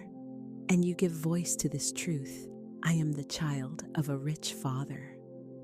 All that is mine by divine right is rushing to me now. Understand this practice is not vanity, it is vision and alignment. You are establishing the keynote frequency that will score the whole day. Before viewing balances, you audit belief. You make deposits of praise, gratitude, and clear declarations. You approach your business, employment, or craft not as a supplicant for wages, but as a conduit of provision, trusting that the law of compensation operates faithfully for you. You are not money's servant. You are a master of consciousness, directing substance. Because you affirm divine law at daybreak, money responds in obedience to your decree throughout the day. Now we turn to evening, closing the day with equal measure of reverence and intention. When the sun descends, you retreat from worry and toil and return steadfastly to trust. Light a candle or simply close your eyes and allow the world's noise to melt away. Breathe peace into your body. Exhale the urge to control. Then speak these words of surrender. Spirit of truth, I rest in divine supply. I did my part, and now I let the law work for me. Reflect gently, not tallying failures, but noticing what is actively working for your highest good. You choose forgiveness so that resentment does not obstruct the channels of wealth and favor.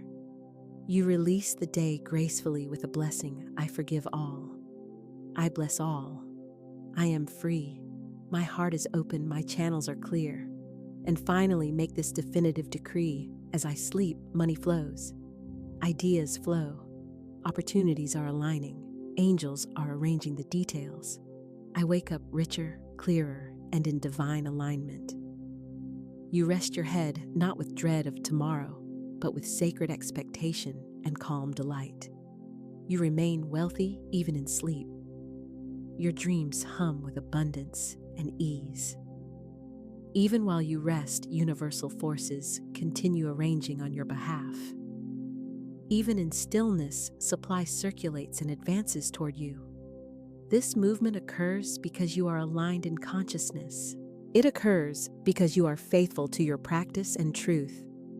It occurs because you remain certain, unwavering in your knowing. And now, beloved, make a firm commitment. Put it in writing, speak it aloud, and seal it within. Morning or night, I decree wealth. Declare it with an open, receptive heart. Morning or night, I decree wealth. Allow this to become your daily rhythm and cadence. Let it mature into your steady practice. Very soon, this rhythm will shape the world you inhabit. For the universe does not reward frantic hustle. It rewards those who harmonize with divine order. Add your voice below morning or night, I decree wealth. And so we transition again, descending even deeper into understanding and intimacy. We now enter a more intimate terrain, not merely the nature of wealth, but the living relationship you hold with it. In the next sacred segment, you will encounter money in a way you likely never have. Not as a static number on a screen, not as a mere tool or instrument, rather as a divine partner and conscious ally, as a luminous being alive with benevolent purpose. Let us proceed into this encounter without delay. Beloved, draw near with an open heart. We are going to address money directly, not talk around it, but speak to it. Understand that money is not inert matter, not only paper metal or digital entries. Money is energy and spirit. It is fundamentally relational.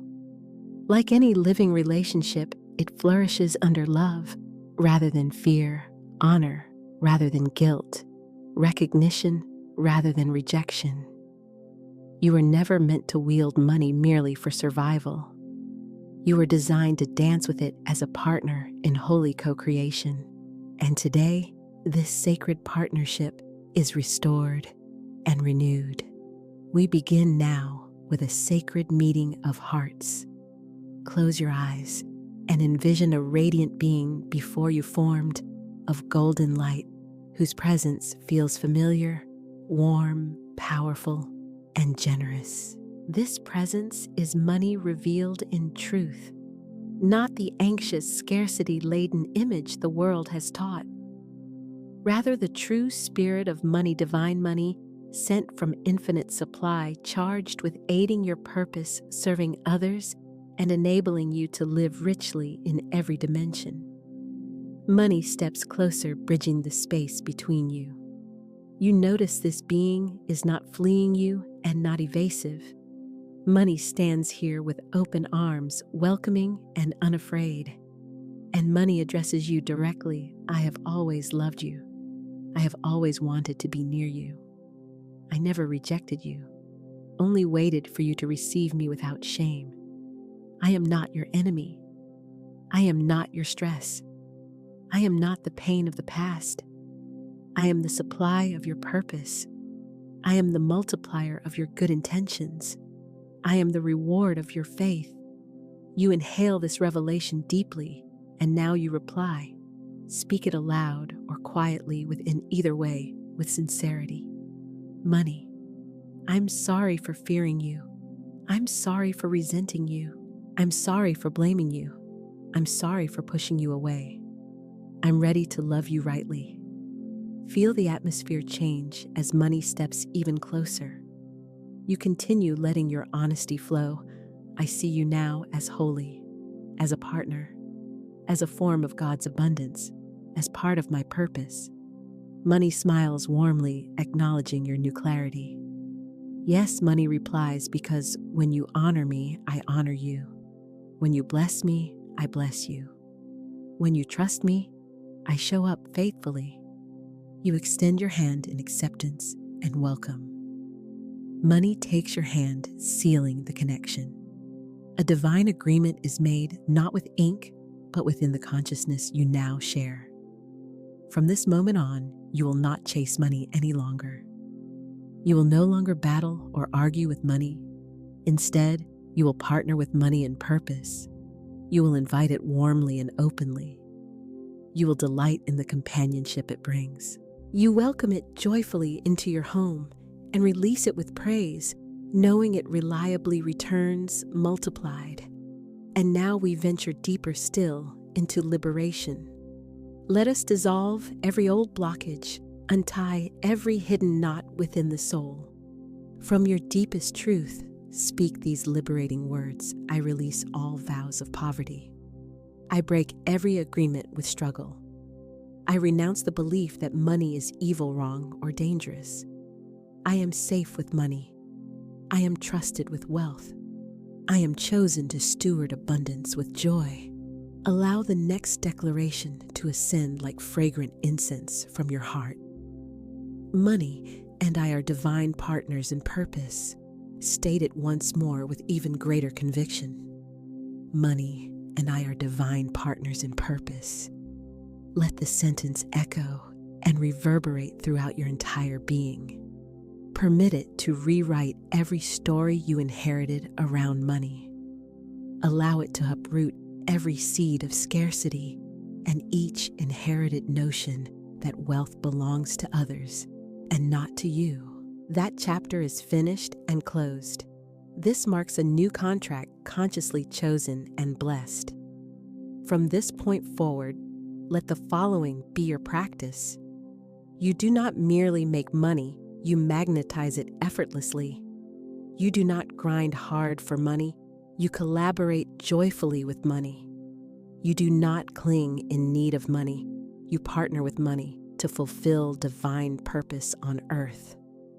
The more love you extend to this relationship, the more faithful and loyal it becomes in return. The more you trust, the more freely it flows to and through you. The more affirmations you speak, the more it multiplies abundantly. Therefore, with holy clarity, declare these lines: I bless money. I love money, and money loves me. I use money for good, and it returns to me in multiplied good. I am safe to receive in overflow. Money is not a thing you merely get or chase down. Money is a presence, as someone you openly welcome, a friend, a guide, a teammate walking beside you. As you walk aligned with purpose, money keeps pace and walks with you. When you choose your highest self, money shows up as tangible support. You do not manipulate or force, you choose partnership and flow. Within this divine partnership, there is abiding joy, creativity, and more than enough. Indeed, more than enough to bless beyond yourself. Now speak a final time to seal it. Money and I are divine partners in purpose. Comment it below, claim it openly, inscribe it in your journal, and seal it within your soul. This relationship is now healed, whole, and holy. And with this shift, the great gates swing wide. Now we move forward, flowing into a higher realm of wealth awareness and consciousness. A realm in which your giving springs not from anxiety or lack, but from pure overflow. Where generosity ceases to be forced or strained and becomes natural, joyful, and effortlessly expressed. Where wealth runs through your life like a living river rather than sitting stagnant like a pond. Let us step now into the abundance that comes with an open hand and open heart. And now, beloved, allow the river to move freely. You have envisioned yourself as already wealthy and provisioned. You have adopted sacred daily practices aligned with wealth. You have healed and restored your sacred partnership and friendship with money. Now we step fully into the realm of overflow and plenitude. Those who are truly wealthy do not give under pressure or from fear. They give from a place of divine confidence, quietly knowing there is always more where that came from. They understand a central secret. Real wealth behaves like a river, not a pond. A pond hoards and holds. A river moves and circulates. A pond stagnates with time. A river remains fresh by constant flow. A pond fears depletion. A river trusts continual replenishment. And you, beloved soul, are a river by nature. Declare this with me now. I am a river of divine wealth. I give from overflow, and it returns to me multiplied. Let that reality settle within you. Feel its resonance. Allow it to course through you like sunlight shimmering across water. Because when you give from overflow, you are not reducing yourself. You are activating spiritual law. You are not losing anything. You are aligning with circulation. You are not decreasing. You are moving in rhythm with the law of circulation. As Florence Scovel Shinn taught with clarity, giving opens the way for receiving. When we withhold, we lose our magnetic force. Therefore, you release fear from your field. You release guilt and its residue. You release each old voice that once warned, if I give, there won't be enough remaining. There is, in truth, always enough. There is always more in motion. The law itself is boundless and inexhaustible. Let me illustrate with a brief story. A woman once received a long-prayed-for windfall. Rather than clutch it all in fear, she offered the first portion to someone in need.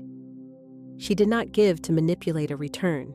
She gave because she lived in overflow.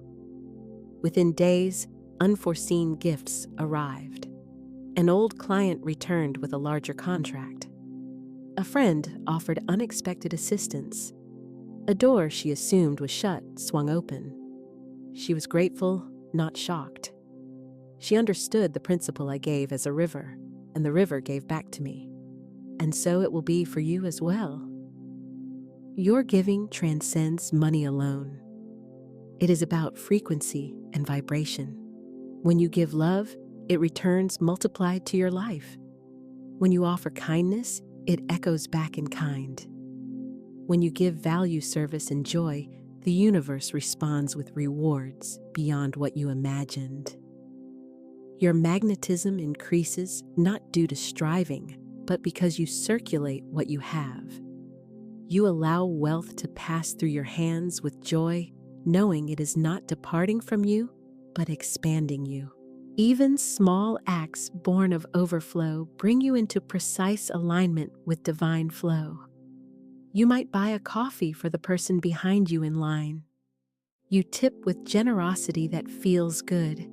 You support a cause from peace rather than panic. You give compliments, encouragement, focused attention, and excellence. You give with an open hand, not to prove goodness, but because goodness already overflows from you naturally. Speak this now: I give freely. I receive in overflow. Again, repeat it with assurance: I give freely. I receive in overflow. You no longer fear the act of giving. You are no longer attached to scarcity stories. You are no longer ruled by your current balance. You are guided by the wealth in your awareness. And your awareness declares there is always more.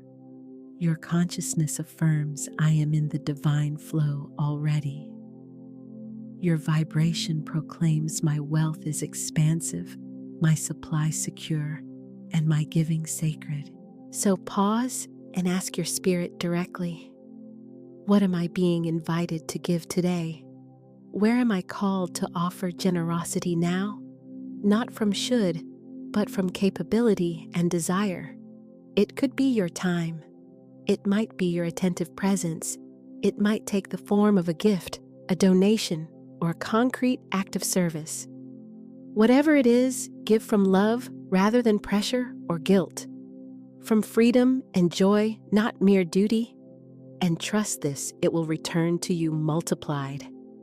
Because when you give, you keep the river flowing. And as the river flows, you yourself rise with it. Therefore, beloved, declare this with authority: I give freely. I receive in overflow. Write it, claim it, and let its ripple bless other lives.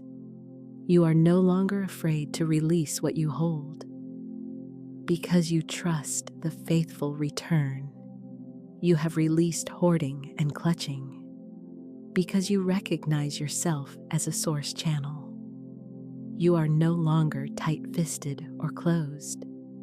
Because you are part of the flow itself. And now we ascend into a final powerful crescendo.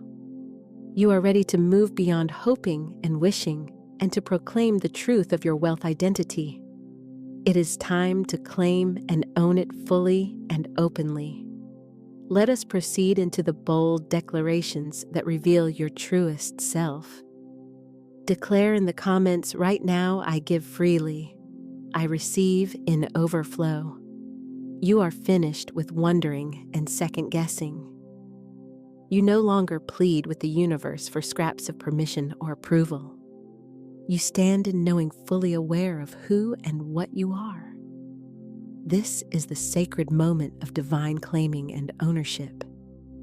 This is the juncture where your identity fuses completely with your intention. This is where the wealthy soul rises, never in arrogance, but in calm, absolute authority. Let your voice rouse and charge the very atmosphere around you. I am wealth. I am the law. I am the chosen channel of divine supply. Yes, affirm it without hesitation. You are not a person attempting to become wealthy. You are not someone waiting endlessly to feel ready. You are someone who already is, because you are aligned with the spiritual law of abundance right now. And as Florence Scovel Shinn emphatically stated, I now draw from the invisible supply. I receive my good from expected and unexpected sources. This is not mere poetic phrasing. This is spiritual law in action. This is the law of supply at work. This is the law of demonstration operating faithfully. This is the law of assumption shaping outcomes. The very law summarized as within, so without. And within you now, there is no lack, no fear, and no hesitation remaining. Within you now resides absolute, unwavering alignment with divine source. You are not in the realm of hope anymore. You are declaring with authority. You are issuing decrees that carry weight. You are claiming by divine right, drawing not from the world's limits, but from Spirit's infinite storehouse. Therefore, let us speak with boldness and the unshakable tone of certainty. I am the one God can trust with great wealth. I am the one chosen to multiply blessings in this world. I am the one who draws clients, opportunities, resources, and joy easily, naturally, consistently. Feel the timbre of that tone resonating in your chest. It does not carry the vibration of begging. It is not the energy of grasping or clutching. It is heaven's tone, the vibration of authentic power. You are not a novice at this. You have remembered your true identity. You are the royal heir to a divine inheritance. You possess the key, you have direct access. You are connected to the limitless current of divine wealth and supply. And precisely because of this alignment, you now expect favor as natural. You expect overflow to be ordinary. You expect miracles as a normal rhythm. You expect demonstration to follow your decree. Declare this with me right now. My life is the proof that the law works. Once more, declare it again with conviction. My life is the proof that the law works. This is your living testimony, your personal witness to truth made visible. This is the cadence and rhythm you live by from this point forward. You articulate it out loud, clearly, consistently, and with intention. You embody it in motion, your steps, choices, and actions all aligned with it. You rest and relax in it, allowing the certainty to hold you even in stillness.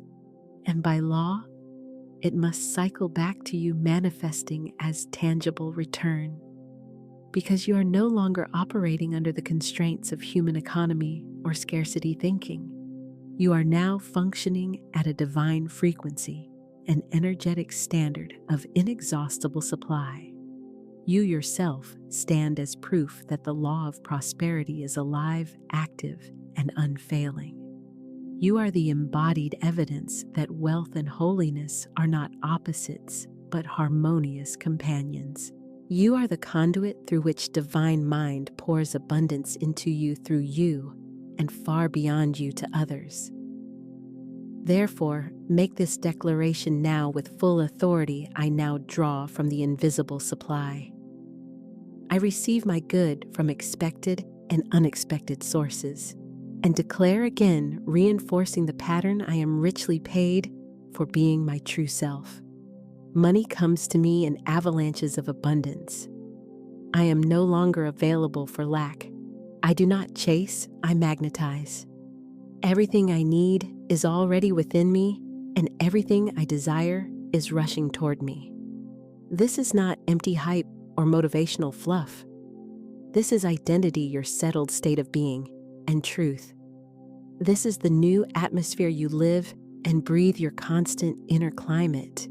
You no longer contract when bills arrive, you stand tall and calmly affirm divine supply meets this with ease.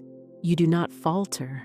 When stating your rates, you declare them confidently, fully, knowing your worth exceeds every divine cent named. You refuse to downsize your dreams to fit current conditions. You enlarge belief to align with the magnitude of your calling. And now, you issue this decree clear, bold, and unshakable: I am the standard. I am the solution. I am the spark of divine wealth in this realm. The era of apologizing for your light and largeness has ended. The chapter dominated by fear has concluded completely. You are not lingering, hoping for an external sign or signal. You yourself are the sign, the living confirmation and signal of abundance. The world will be influenced less by your toil and more by your energy and presence. And your energetic field speaks loudly and clearly: I am wealth. I am the law. I am the chosen channel. Declare it publicly, write it in the comments, and claim it. Etch it in gold across your soul. Let it be permanently inscribed within. I am the chosen channel. I receive with ease. Repeat it once more, deeper and stronger than before. I am the chosen channel. I receive with ease. Allow this to become the steady vibration and soundtrack of your life, not merely for today's inspiration, but for every day, ongoing, consistent, and unwavering. You have crossed a sacred threshold into a new state of being, and there is no pathway back to the former state. There will be no return to smallness or self-minimization, no return to pleading for scraps or permission, no return to desperate hoping or frantic hustling. From this moment, you live from identity rooted in who you truly are. From this moment, you lead with frequency, letting your energy precede your words. From this moment on, you reign from truth, sovereign and steady. And now, beloved soul, a single final step remains to complete the work. It is time to seal and secure your identity beyond all doubt. It is time to crown your consciousness with rightful authority. It is time to declare not just who you are, but what has already been completed in spirit. Let us proceed into the final anointing, the sacred seal upon your new state. Beloved one, the appointed moment is upon you this very now. You have fully awakened from the old spell and opened your inner eyes. You have remembered your origin, your nature, and your rightful claim. You have boldly claimed your divine wealth as your inheritance and identity. And now, this truth must be sealed, fixed, and secured within you. For speaking a new truth is one thing, a necessary beginning. But becoming that truth, living it in every breath, is another level entirely. This is the culminating anointing, the sacred seal of embodiment. This is the crowning of your consciousness, the enthronement of your new state. Therefore, be still, quiet your field, calm your breath. Open the heart wide and make room for the holy imprint. Let us proceed together into the sacred ceremony by which all is sealed and confirmed. Envision this scene vividly and let it surround you. You find yourself standing in a vast hall made purely of light, luminous and alive. Golden light shimmers along the walls. The air hums with a silent, pure, everlasting song. Encircling you are the elders of divine wealth, ancestors of abundance, angels of supply keepers, and custodians of the law. Their eyes rest on you with joy, with proud approval, with deep and certain knowing. You have come home, returned to your rightful consciousness. You have remembered precisely who you are and have always been. And now from above your head, a radiant crown begins to descend.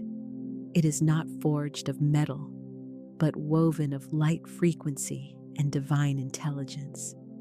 This is the crown of wealth identity, the sign and seal of abundance realized. As it lowers toward you, the old doubts soften and melt away. The limiting beliefs inherited from family fall off you like old garments. The stories told to you about money, struggle, and your worth dissolve like shadows under a rising sun. This luminous knowing is your true inheritance at last. Not mere survival or scraping by. Not the bare minimum of enough or just getting by, but overflow radiance and royal stature, your native state. The crown settles upon your head with a gentle, certain weight, and upon contact, you feel the coursing power within you. You are chosen, recognized, and appointed. You are worthy entirely and irrevocably. You are aligned, harmonized with law and source. You are sealed, your identity set and sanctified. Speak the decree, now letting it ring, it is done. I am wealth. I am the law. Speak it again, let the words arise from your marrow and resound, it is done. I am wealth. I am the law. No more wavering between states, your mind is made. No more double-mindedness or mixed signals in your field. No more asking whether it will happen. Uncertainty is finished. You are now fused with the frequency of fulfillment, one seamless vibration. And when doubts attempt to whisper, you will not argue or negotiate. You will simply speak the short, sovereign word, it is done. When appearances contradict your vision, you will not panic or retreat. You will only reply with calm authority, it is done. When delays or tests arrive to examine your faith, you will smile and answer firmly, it is done. I am wealth. I am the law. Because this truth has moved beyond wishing, it has embodied reality. It is your sturdy foundation under every step. It is the breath you breathe, steady and unbroken. It is your very being, your essence in motion. You will awaken each day in wealth consciousness. You will speak as wealth, your words carrying the tone of sufficiency. You will walk as wealth posture, tall steps ordered. You will give from wealth freely, joyfully, abundantly. You will receive in wealth open-handed and grateful. You will forgive from wealth, releasing freely because you are full. You will build, create love, and lead from wealth as your natural baseline, because this identity is permanently sealed in your frequency. You have been crowned in the unseen. Now the visible world must align and catch up. Allow the world to adjust itself to the truth of who you are without apology. No more shrinking or minimizing your light. No more over-explaining or justifying your worth. No more watering down your value to fit old rooms. You will not negotiate with scarcity or make bargains with fear. You are not submitting to struggle as a lifestyle or identity.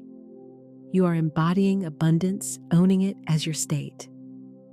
Declare it one final time with full-throated power. It is done. I am wealth. I am the law. Write it below and mark this moment in time. It is your seal and signature. This is the signature of your new self, the autograph of your reborn identity. This is the decree to which the universe answers without delay. You have become the word made wealth, truth embodied as prosperity. It is sealed, finalized, complete, and irrevocable. It is written, inscribed in consciousness, and recorded in law. It is done, accomplished, and established. And now, beloved one, with all this anchored, go live inside this truth fully and openly. Go walk in it, let every step testify. Go teach others simply by being who you are, no force, only presence. Your energy will testify. Your peace will radiate. Your prosperity will speak quietly, powerfully, and truthfully. This is who I am now. You will not return to the old patterns or small rooms. You are not waiting around for the new. You are it. You are the living embodiment of divine wealth, breathing evidence. And each step you take now sends ripples into the infinite field. Blessings follow in your wake as a natural consequence. Ideas flow to you readily like birds to open sky. Money responds to your call and your clarity. Heaven recognizes you, your signal is unmistakable. Because you are aligned cleanly with capital T truth, and that truth has rendered you rich in substance, in spirit, in life. Therefore, I ask for the final seal and witness type publicly in the comments claiming your crown. It is done. I am wealth. I am the law. And so it is established beyond dispute.